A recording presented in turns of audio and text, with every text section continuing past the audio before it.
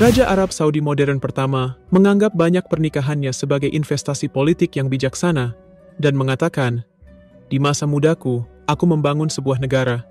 Di masa tuaku, aku akan melahirkan anak-anak untuk negara itu." Raja Abdulaziz tercatat memiliki 22 istri, namun belum termasuk budak perempuannya. Beberapa sumber sejarah mencatat bahwa total istrinya berkisar 40-60 istri jika ditambah dengan budaknya. Dia memiliki lebih dari 100 anak, yakni 45 laki-laki dan kurang lebih 55 anak perempuan. Saat ini keturunan Abdulaziz berikut cucu dan cicitnya telah berjumlah lebih dari 200 orang karena keturunannya rata-rata memiliki sekitar 4 istri. Sebagai catatan, diketahui pula bahwa saat ini anggota keluarga kerajaan Arab suka menikah dengan sesama anggota dari dinasti Al Saud sendiri. Hal ini bertujuan agar jumlah dinasti Al Saud tidak semakin bertambah, darah bangsawan yang terjaga kemurniannya, dan kekayaan keluarga hanya terpusat pada keluarga kerajaan saja. Abdulaziz menikahi banyak istri karena alasan yang mirip dengan alasan para bangsawan Eropa, yakni untuk menciptakan aliansi di antara para musuhnya. Karena ia jelas memperlakukan istri-istrinya secara adil, pernikahannya dapat dianggap benar-benar Islami meskipun melampaui batas nominal. Ketika Raja Abdulaziz terus mengganti istri tua dengan istri yang lebih muda dan merotasi mereka terus-menerus, maka itu akan menjadi perilaku yang dibolehkan secara hukum. Berikut adalah kontroversi Raja pendiri Arab Saudi modern yang kontroversial. Abdul Aziz bin Abdul Rahman Al Saud, atau yang biasa dipanggil Ibnu Saud, lahir pada tanggal 15 Januari tahun 1876. Dia adalah anak keempat dan putra ketiga dari Abdul Rahman bin Faisal, salah satu penguasa terakhir Emirat Najd, negara Saudi generasi kedua, sebuah kerajaan suku yang berpusat di Riyadh. Ibunya adalah Sarah binti Ahmed al-Sudairi, dari keluarga Sudairi yang kuat. Pada saat kelahirannya, wilayah Arab bagian tengah terpecah secara politik, dan keluarga Al-Saud di Riyadh terlibat dalam perebutan kekuasaan yang serius. Ibnu Saud tumbuh dengan mempelajari beberapa bab Al-Quran di bawah bimbingan seorang guru Islam terpelajar dari Riyadh. Saat tumbuh dewasa, Ibnu Saud ditempatkan di bawah pelatihan guru Islam ternama lainnya, Abdullah bin Abdul Latif, yang di bawah bimbingannya, ia belajar teologi Islam serta Al-Quran secara keseluruhan. Di masa mudanya, Ibnu Saud sangat senang menunggang kuda dan memiliki sopan santun yang baik. Saat berusia 10 tahun, tanah milik keluarganya direbut oleh keluarga Rashidi.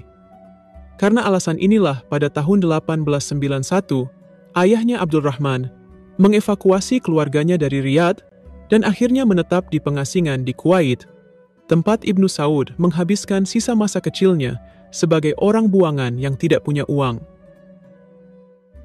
Disinilah Ibnu Saud sudah menunjukkan karakteristik kuat seorang pejuang Islam dan gaya hidup nomaden yang dialaminya saat keluarganya pindah ke pengasingan sangat mempengaruhinya.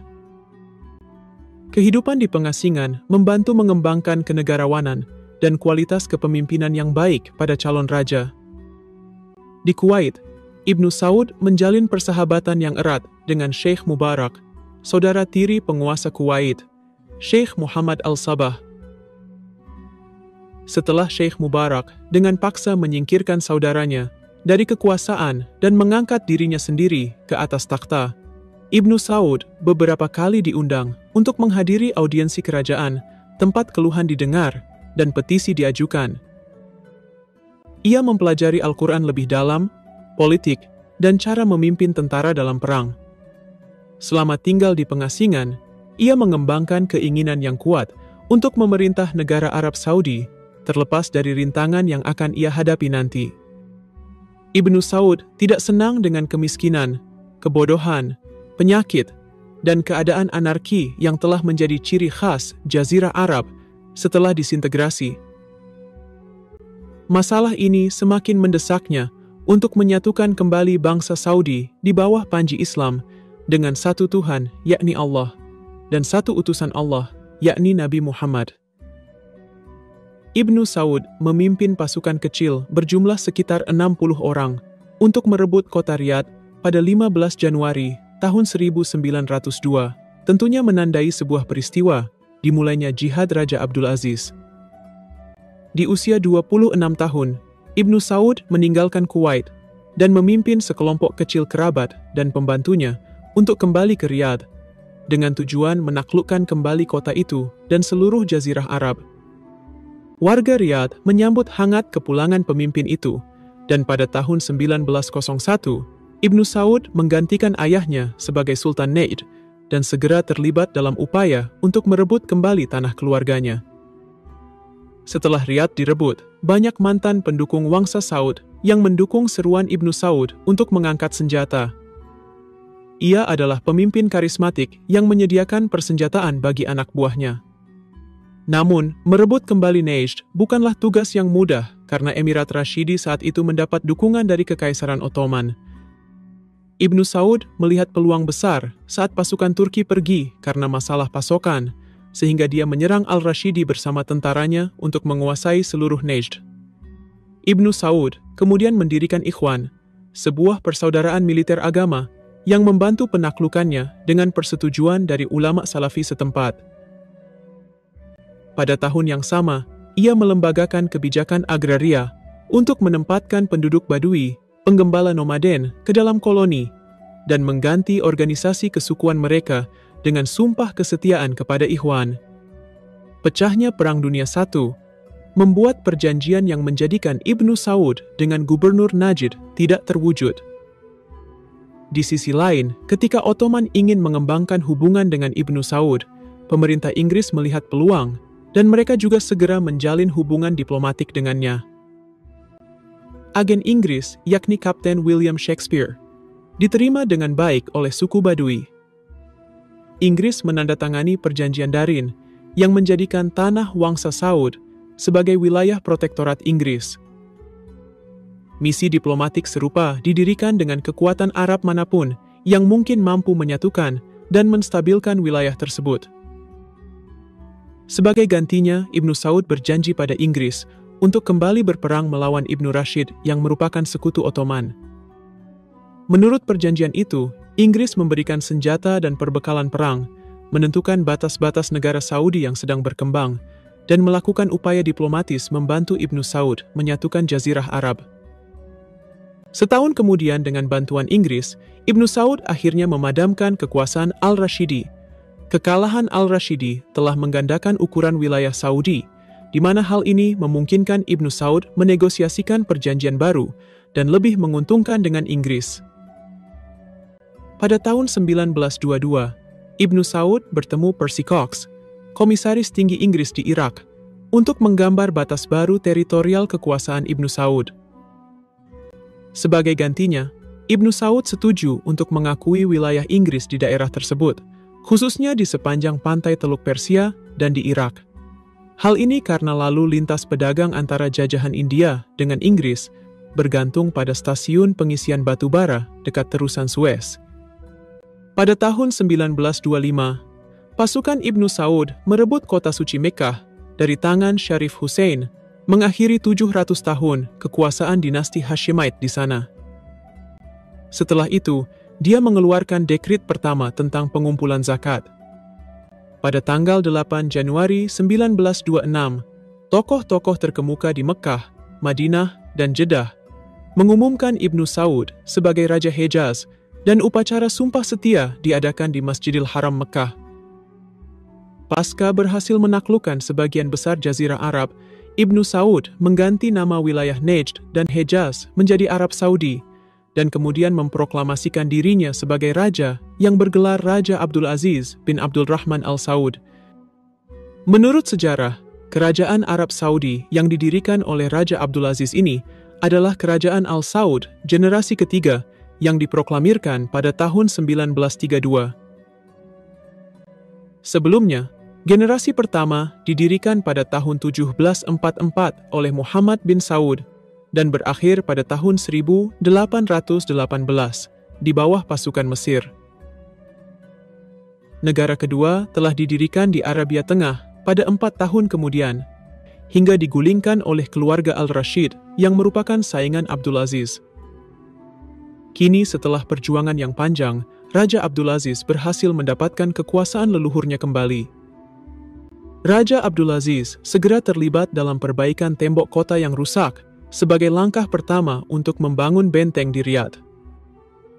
Untuk mendapatkan dukungan dari warga setempat, Abdulaziz mencoba menjalin aliansi dengan suku-suku setempat dan mengangkat dirinya sebagai pemimpin Al-Saud, sekaligus Imam Wahabi di Riyadh. Lembaga keagamaan di wilayah Riyadh memberinya banyak dukungan dan pengakuan untuk membantu Abdulaziz mendirikan otoritas Wahabi. Tindakannya di usia muda sangat mencerminkan kualitas kepemimpinan yang dihargai oleh suku-suku setempat dalam diri Abdulaziz. Setelah dengan kuat menegakkan pemerintahan Saudi, Abdulaziz terlibat dalam usahanya selama 30 tahun untuk menyatukan kembali suku-suku yang tersebar dan penduduk kota ke dalam kerajaan Saudi Arabia modern. Raja Abdulaziz menggunakan strategi pernikahan politik sebagai cara yang teraman untuk menaklukkan suku-suku Arab. Untuk mengawasi musuh-musuh potensialnya, Abdulaziz menyambut mereka yang selamat dari penaklukannya ke istana, terutama saingannya yakni dinasti Al-Rashidi. Raja memberikan mereka tempat tinggal dan diperlakukan dengan baik. Setelah menaklukkan Hale, ia menikahi 3 janda yang ditinggalkan Al-Rashidi ke dalam keluarganya dan memberikan sebidang tanah yang luas kepada anggota keluarga penguasa Hijaz, tempat mereka tinggal dan hidup makmur. Dengan demikian, ini dapat mengurangi ancaman masa depan dari keluarga ini. Abdulaziz juga memberikan bantuan kepada mereka yang telah bersekutu dengannya untuk menjaga kesetiaan mereka, meskipun hal itu sulit dilakukan. Abdulaziz sering mengambil istri dari suku-suku yang dikalahkannya sebagai bagian dari keseluruhan strateginya untuk menciptakan ikatan diplomasi. Melalui perkawinan campur, ia membangun ikatan kesukuan yang akan berlanjut dari generasi ke generasi. Tinggi Ibnu Saud diperkirakan hampir mencapai 2 meter dan dikenal sebagai pria menawan yang memiliki kepribadian kuat, penyayang, dan karismatik. Dia adalah pria yang sangat subur dan mengambil banyak istri dari suku-suku yang ingin diajak bekerja sama atau untuk memperbaiki hubungan setelah konflik. Namun perlu dicatat, Raja adalah seorang Muslim yang taat dan secara ketat mematuhi hukum bahwa seorang Muslim tidak boleh menikah lebih dari 4 istri sah secara bersamaan. Namun, ambisinya yang kuat untuk menyatukan seluruh tanah Saudi Arabia membuatnya selalu berkonsultasi dengan ibunya tentang siapa yang akan dia ceraikan jika dia ingin menikahi istri baru. Abdulaziz menjaga ketaatannya pada hukum perkawinan dengan menceraikan dan merotasi istri-istrinya setiap kali dia menginginkan istri baru di istananya. Abdulaziz melihat istrinya dari sisi status sukunya, seberapa banyak anak laki-laki yang mereka lahirkan, dan seberapa banyak dari anak-anak itu yang bisa dia andalkan. Dari total 22 istri resminya, kami hanya akan membahas beberapa istri yang informasi pribadinya telah diterbitkan. Rata-rata, mereka adalah para istri yang telah melahirkan raja atau putra mahkota. Wadha binti Muhammad Al-Orair adalah istri pertama Abdul Aziz yang berasal dari suku Bani Khalid. Suku Bani Khalid adalah suku terkuat abad 18 yang memerintah wilayah Arabia Timur dalam jangka waktu yang lama. Wahda menikah dengan Abdulaziz ketika raja masih muda, di mana Abdulaziz dan keluarganya diasingkan ke Kuwait. Wada telah menemani Abdulaziz sejak suaminya berada dalam masa-masa sulit. Mereka memiliki 5 orang anak bersama, yakni putra mahkota Turki, Raja Saud, Putri Maunira, dan 2 putra mereka, Pangeran Abdullah dan Pangeran Khalid meninggal muda. Selama hidupnya, Wada menyaksikan kematian kelima anaknya. Dia meninggal di Riyadh pada 1969, tak lama setelah kematian putranya Raja Saud di Athena. Selanjutnya adalah Tarfa binti Abdullah al-Sheikh, yang usianya 9 tahun lebih muda dari raja. Keluarganya berasal dari sebuah desa dekat Riyadh. Ayah Tarfa, Abdullah bin Abdul Latif al-Sheikh, adalah anggota keluarga al-Sheikh sekaligus salah satu guru agama utama dan penasihat Emir Najd. Fakta bahwa ayah Tarfah adalah pendukung musuh Abdulaziz, yakni Muhammad al-Rashidi. Untuk memperkuat aliansi, Abdulaziz menikahi Tarfah segera setelah ia merebut Riyadh. Adik Tarfah, Munira, menikah dengan saudara tiri Abdulaziz, Muhammad bin Abdul Rahman. Adik Tarfah yang lain bernama Sarah, menikah dengan saudara kandung Abdulaziz, Sa'ad bin Abdul Rahman. Tentunya tiga pernikahan ini merupakan langkah strategis untuk memperkuat hubungan antara Al-Saud dan Al-Sheikh. Bersama, mereka memiliki dua anak, yakni Putri Noura dan Pangeran Faisal. Tarfa meninggal muda di usia 21 tahun saat Faisal baru 6 bulan.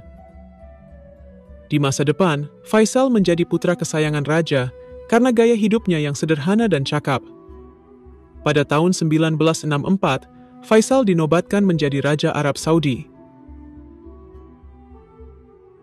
Istri keempatnya adalah Al-Jauhara binti Musaid bin Jiluwi Al-Saud, yang disebut Abdulaziz sebagai istri tercintanya. Jauhara berasal dari cabang klan Al-Saud, yakni klan Al-Jiluwi yang memerintah Provinsi Unaizah. Klan Al-Jiluwi dan Al-Sudairi adalah pendukung kuat Al-Saud pada tahun-tahun awal pembentukan negara. Anggota keluarga Al-Jiluwi bersekutu dengan Abdul Aziz untuk menghilangkan ancaman yang ditimbulkan oleh klan Al-Kabir. Ibu Abdul Aziz mengatur pernikahan putranya dengan Jauhara ketika gadis itu baru berusia 17 tahun. Pernikahan mereka menghasilkan 3 orang anak, Pangeran Muhammad, Raja Khalid, dan Putri Al-Anaud. Al-Jauhara istimewa bagi raja karena beberapa alasan. Pertama, Al-Jauhara adalah sepupu keduanya. Kedua, Ibu Abdulaziz memilihnya sebagai istri bagi putranya. Dan terakhir, dia meninggal di usia muda, yakni 27 tahun karena wabah flu. Kematiannya sangat menghancurkan hati Abdulaziz dan membuatnya berduka selama berminggu-minggu, mengunci diri di kamarnya, dan tidak seorang pun diizinkan memasuki kamarnya. Sampai saat ini, harta milik Al-Jauhara juga tidak tersentuh, dan pembantunya tetap tinggal di istana. Kemudian ada Husa binti Ahmed Al-Sudairi, yang merupakan anggota keluarga Al-Sudairi yang berpengaruh dari Najd. Keluarga itu adalah bagian dari suku bangsawan Dawasir, di mana ibu Abdulaziz merupakan anggota keluarga Sudairi. Ayahnya, Ahmed bin Muhammad Al-Sudairi, adalah seorang kepala suku Sudairi yang kuat, dan salah satu pendukung awal Abdulaziz untuk menaklukkan Jazirah Arab. Abdulaziz menikahi Husa sebanyak 2 kali. Mereka pertama kali menikah pada tahun 1913, ketika Husa masih berusia 13 tahun. Husa diceraikan raja dan menikah dengan adik Abdulaziz, yakni Muhammad bin Abdul Rahman. Diduga bahwa Abdulaziz tetap mencintai Husa, dan karena itu, dia memaksa adiknya untuk menceraikan Husa, sehingga ia bisa menikahinya lagi. Husa melahirkan 12 anak, dan tidak ada istri Abdulaziz lainnya, yang menghasilkan lebih banyak putra daripada Husa. Dalam budaya Arab, istri yang paling menonjol adalah istri yang melahirkan putra terbanyak. Oleh karena itu, Husa memiliki keuntungan sebagai ibu dari banyak anak laki-laki. Putra-putranya dengan Raja Abdulaziz dikenal sebagai Sudairi Seven, atau 7 yang luar biasa. 2 di antara Sudairi Seven telah menjadi raja, yakni Raja Fahad dan Raja Salman saat ini. Husa dikenal istri yang ambisius dan dilaporkan telah mempengaruhi beberapa keputusan Abdulaziz, terutama untuk menempatkan putranya Fahad sebagai penasehat raja. Selanjutnya ada Fahda binti Asi bin Shuraim al-Shamari, seorang putri dari pemimpin suku Shamar. Fahda pertama kali menikah dengan Saud bin al-Rashid sebelum dinikahi Abdulaziz. Fahda adalah salah satu dari 3 wanita al-Rashidi yang menikah dengan Abdulaziz selain Noura binti Sibhan. Alasan pernikahan ini dianggap untuk membangun gencatan senjata dengan klan al-Rashidi dan menunjukkan bahwa mereka setia pada raja. Dengan kata lain, Abdulaziz menikahi mereka untuk menghilangkan potensi masalah yang disebabkan oleh musuhnya Ar-Rashidi. Fahda melahirkan 3 orang anak, yang salah satunya adalah Raja Abdullah. Istri selanjutnya adalah Haya binti Sa'ad al-Sudairi, yang masih berasal dari anggota keluarga Sudairi yang kuat. Setelah kematian Al-Jauhara yang sangat dicintai raja, Haya menikah dengannya. Pernikahan mereka menghasilkan 3 putra dan 2 putri.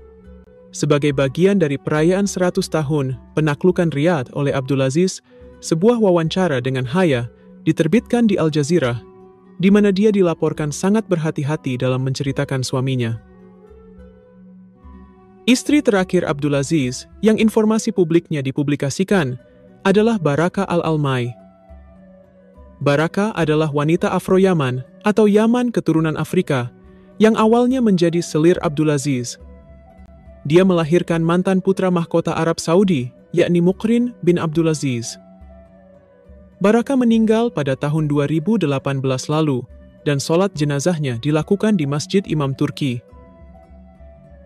Pada tahun 1924, salah satu istri Abdulaziz yang tidak disebutkan namanya telah meracuni raja dan membuatnya memiliki penglihatan yang buruk pada salah satu matanya. Abdulaziz kemudian memaafkannya, namun menceraikannya.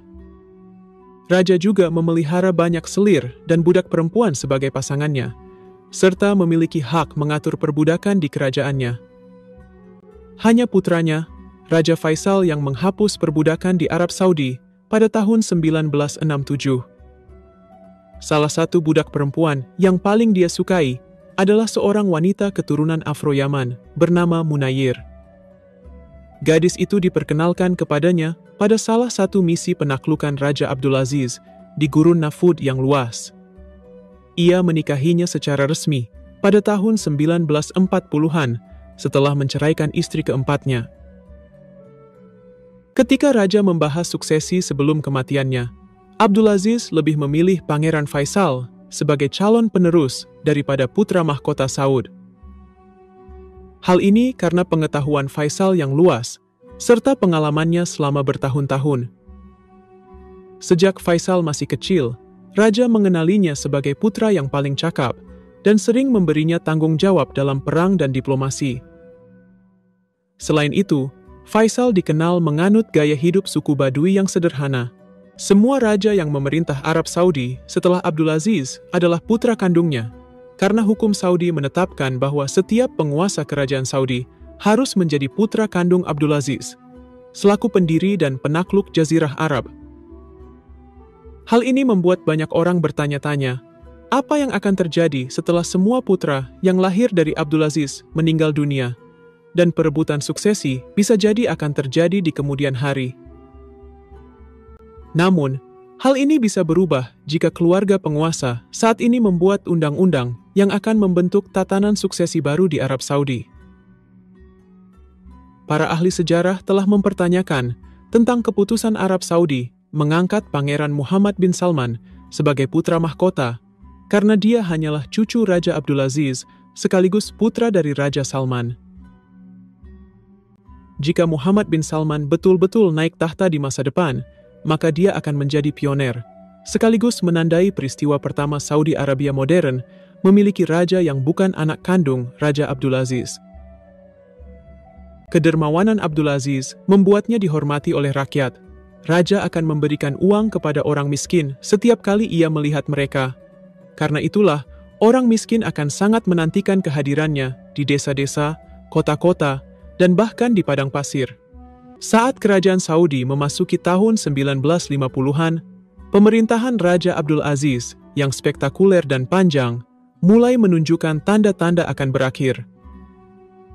Raja kini sudah tua, lemah, buta, dan jarang meninggalkan kamar tidurnya. Sebelum Abdul Aziz tidur pada malam 8 November, Raja melafalkan syahadat beberapa kali, yang menjadi kata-kata terakhirnya. Ia meninggal dalam tidurnya karena serangan jantung di Istana Syubra di Taif, di usia 78 tahun. Putra kesayangannya Pangeran Faisal dilaporkan berada di sisinya. Shalat jenazah dilaksanakan di Taif, dan Abdul Aziz dimakamkan tepat di samping saudara perempuan kesayangannya, Naura binti Abdul Rahman. Menurut kalian, apakah yang bisa diambil dari kisah legendaris pendiri dan penakluk Arab Saudi ini? Bagaimanakah masa depan Saudi Arabia jika Raja Salman mangkat? Apakah putra mahkota Mohammed bin Salman benar-benar akan naik tahta dan menjadi penguasa baru pertama yang bukan anak kandung Raja Abdul Aziz? Tolong beritahu pendapat kalian di kolom komentar.